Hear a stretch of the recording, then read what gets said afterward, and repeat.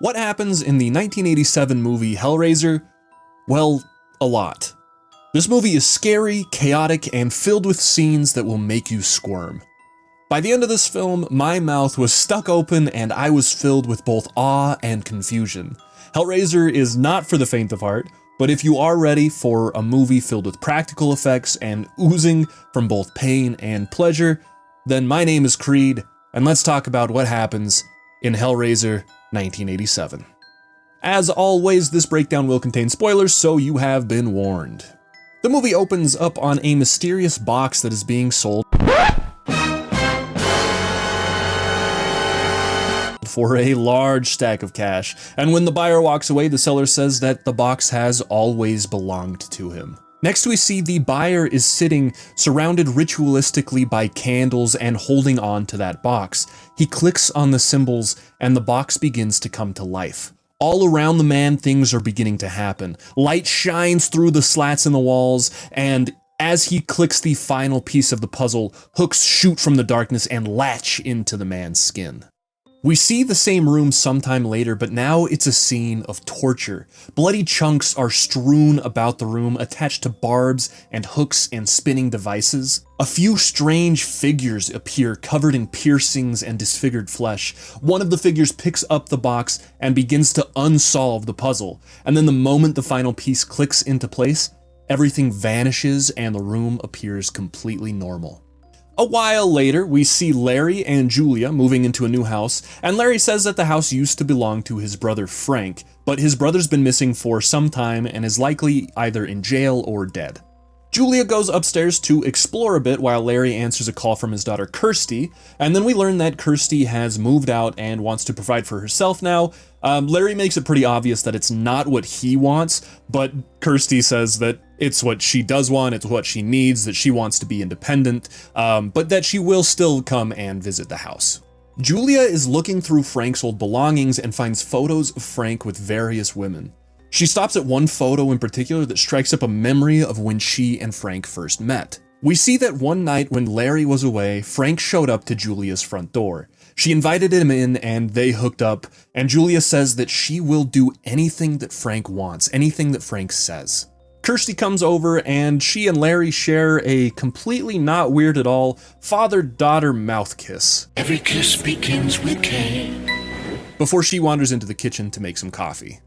Larry cuts his hand while moving his bed up the stairs, and he rushes to Julia for help. We see here that Larry is very squeamish, and he has to have Julia wrap his hand up, and then he has Kirsty and Julia both take him to the hospital. We do see, though, where Larry's blood has dripped onto the floor. It's now being sucked into the floorboards, and being sucked into this cobweb-covered heart-looking thing that now begins to pump. The floorboards creak and rumble, and fluid begins to ooze out from the nail holes. Suddenly, two fleshy protrusions emerge from the goop and begin to rise. Slowly, pieces of bone begin to weave together, taking the shape of a spine and a rib cage, and then we see a brain and organs form, and then a fully formed skeletal monstrosity screams at the ceiling. At dinner, Larry is telling his guests of the doctor visit, and this is where we meet Steve, which is Kirsty's kind of boyfriend. He shows off by doing some sick, nasty cigarette stunts. And then Julia hears something coming from upstairs, so she excuses herself to go and check it out. When she gets to the upstairs room, she sees this being, and she's grabbed by this bony, goop-covered hand. She tries to leave, but then the being speaks. He says that he is Frank, and he demands that Julia not look at him. He also begs Julia for help, saying that only a little bit of blood has helped him this far, so more blood should help him fully recover. Julia takes a full night to think, and then agrees to help Frank in any way that she can. Kirsty and Steve leave the dinner also and make their way home, and this is where we see a homeless man is eyeing them suspiciously. I just need to mention him for later, but that's really all that's in this scene. The next day, Julia goes to a bar and picks up a random stranger. She takes him home with the promise of hanky-panky, but when the man turns away, she bashes in his head with a hammer. Frank crawls to the man's body, and then Julia leaves to go and get cleaned up, but when she returns, we see that the man has been drained of all of his blood and all of his life, and is now looking like a fully squeezed tube of human toothpaste. Frank is now standing, and his bones are covered in muscle and sinew. He tries to get Julia to touch him, but they are disrupted when Larry comes home. Julia tells Larry that she'll be down in a few minutes, and then she hides the corpse in the room across the hallway from Frank's room. Frank tells her that his nerves must be forming because he's starting to feel pain again, and tells Julia that they need to continue to work quickly because beings called Cenobites will soon notice that he's gone and will track him down. He also says that they should only need 1 or 2 more sacrifices before he is fully recovered. We now see Kirsty at her job in a pet shop where we see the homeless man again. This time he is definitely acting strange. He shovels handfuls of crickets into his mouth and just munches down before Kirsty finally demands the man leave, which eventually he does. The next day, Julia finds another man and makes another sacrifice. At first she was not doing too well with these kills, but now it seems that she has accepted the deaths and seems almost to revel in the feeling of power that she's getting from doing this. Because Frank is feeling more like himself and is feeling less pain, Julia demands an explanation for what is going on. Frank shows her the puzzle box, telling her that this is a key that opens doorways to other worlds. He says that he was captured by beings known as Cenobites and was taken to their world where both pain and pleasure are one and the same. Frank says that he was tortured and ripped apart and needs to get fully fleshed so he can escape them forever. Hearing all of this, Julia continues to believe in her mission and agrees to continue finding sacrifices for Frank. That night, Frank begins to thrash around, and Larry hears this movement. He goes up to investigate, but when he gets to Frank's room, we see that Frank is gone, and Larry blames the noise on rats. Larry and Julia go back to their room and begin to have a horizontal conversation, but Julia starts to freak out. She sees Frank emerge from the closet, brandishing a knife. He wanders closer, silently threatening to kill Larry, but Julia begs that he doesn't harm them. He backs away eventually, once Julia tells Larry to stop, and this is where we learn that Frank is a jealous man. He has claimed Julia, and even his own brother is not safe when he is in Frank's way. Frank demands that Julia finds him another sacrifice. She goes out that day and brings a man home, but this is where we also see that Kirsty has come to visit, and she sees what she assumes is Julia cheating on her father. Julia takes the man upstairs and bashes his head in before Frank pins him to the wall to finish the job. Kirsty goes in to investigate and hears the commotion coming from upstairs. When she gets to the top, the man bursts from Frank's room, looking drained and shriveled. Frank steps out behind the man and finishes draining the man of his life completely. Frank then grabs Kirsty and throws her into his room. He tries to tell her who he is, but Kirsty wants nothing to do with him. She knees him in the groin and reaches to find a weapon. And then she picks up the puzzle box, and sparks begin to fly when she connects with it. She prepares to use it to defend herself when Frank demands that she give him the box. Instead, she throws it through the window and runs down the stairs and out the front door, picking the box up off of the pavement as she flees. Kirsty stumbles through the streets before eventually passing out from exertion.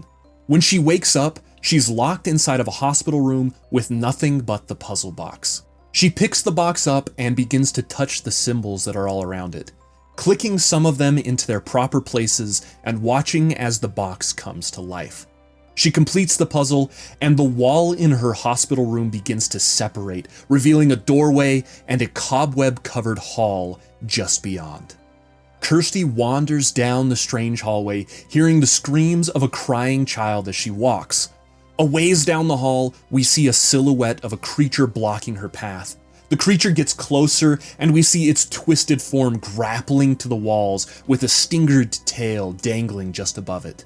The monster chases Kirsty back down the hallway, but she's able to dive through the doorway and grab the puzzle box. She clicks the box, and the door seals shut. But the box wasn't unsolved. Light begins to shine through the cracks in the walls, and reality begins to slightly distort, and we see that the Cenobites have arrived.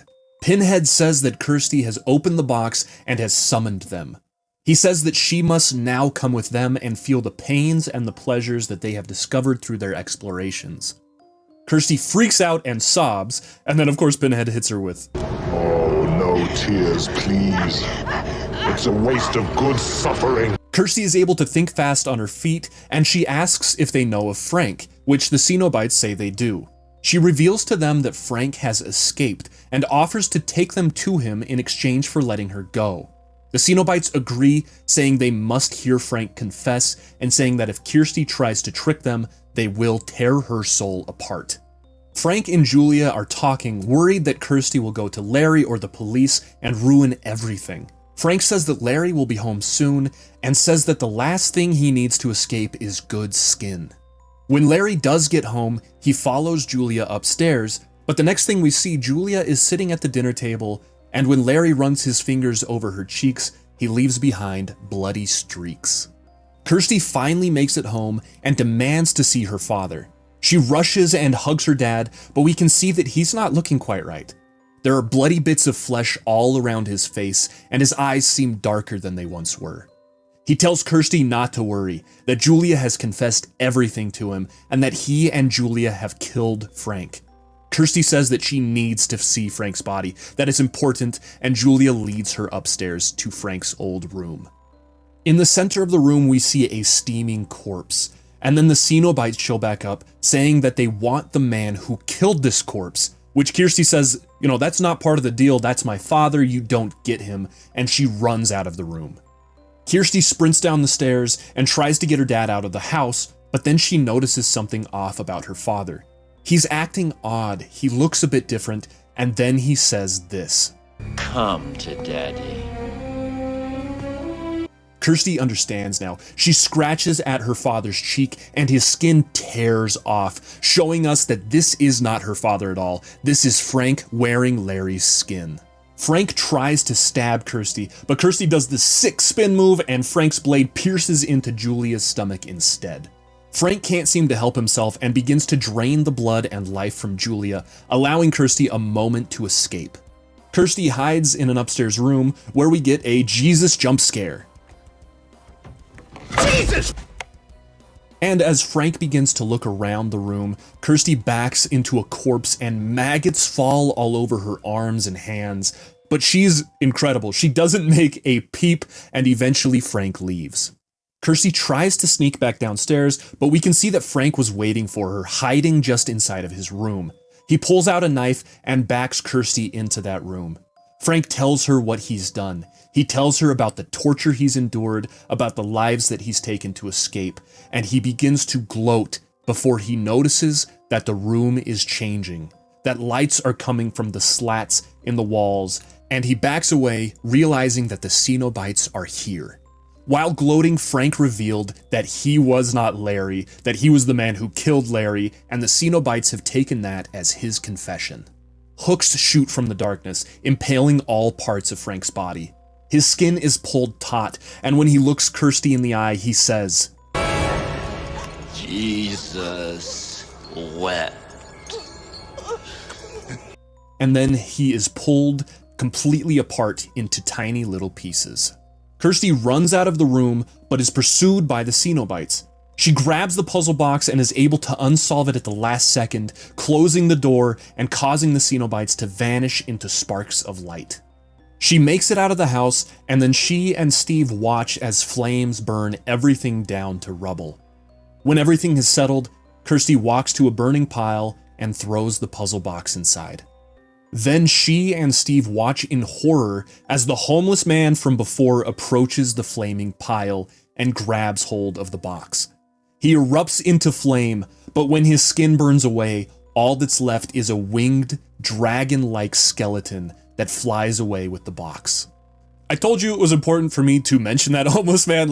He's only shown, I think, 2 times in the movie. Both of them are, not super important scenes, but I was like, for this ending, you have to show those. There's no build-up for it. It's so crazy. And then, of course, the final scene of the movie is the puzzle box once again on the same table that we saw at the very beginning of the movie, being sold to another buyer who is about to experience a world of both pain and pleasure.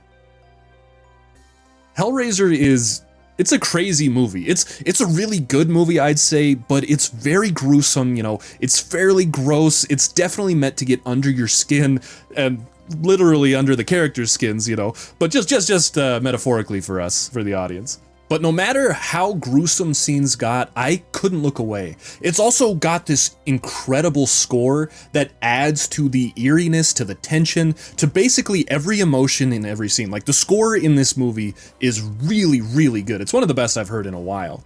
I'd say that this is definitely a must-see for all horror lovers, but if you're a bit squeamish, maybe shelve this one for another day. But yeah, I hope you guys enjoyed it as much as I do. Like I said, this is a great movie in my eyes. And if you did enjoy it, don't forget to leave a like as well as subscribe. It really helps out the channel. It really helps me out. But yeah, I hope each and every one of you find $20 in your pocket, and I will see you on the next video. Bye!